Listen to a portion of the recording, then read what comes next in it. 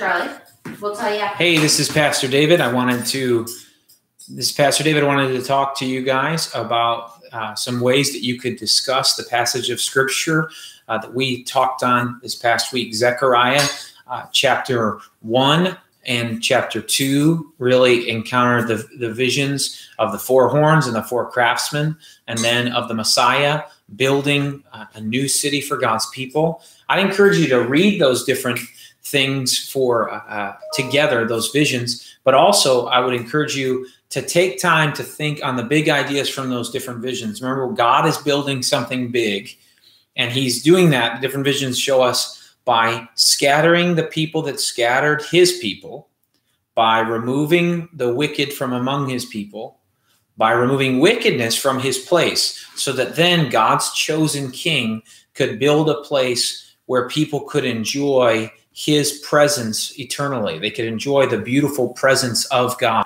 That's what I think those visions are working together to talk about, is that God's Messiah, God's King, will build a place of beauty to experience the presence of God.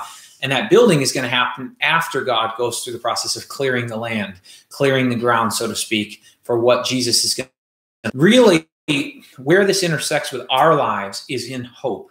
Are we living for the world that Jesus is bringing? Do we live with a confident expectation about a better place where we see the reality of Jesus's better promises? Or are our hopes and dreams all in this life? Are our desires all wrapped up in things that we have to acquire and get to before we die, or in relationships that we have here and now? If that's true of us, then I guarantee it'll come out in the way we use our calendar, in the way we use our money, in the way we treat other people. And the other side, if we are confident that Jesus is delivering better promises in a better world in the presence of God, then the money we have or don't have won't dominate our life, because we're living for another place. This world is not our home. The things we have or don't have won't be as brilliant to us as the fact that Jesus is preparing a place where moth and rust can never corrupt. The relationships we have will be important to us, but they won't be earth-ending. Sometimes when relationships struggle, or sometimes a person can have so much influence in our life that it seems like the world's going to end when we have this conflict or someone lets us down.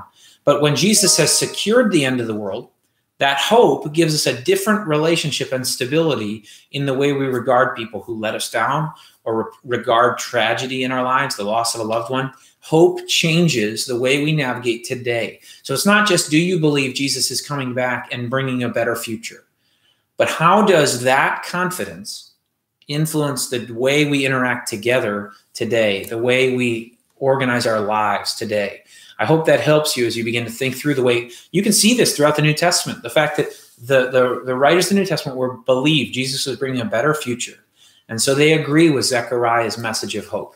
And I think we as a group of people need to live as people of hope, with our resources, with our time, and with our relationships.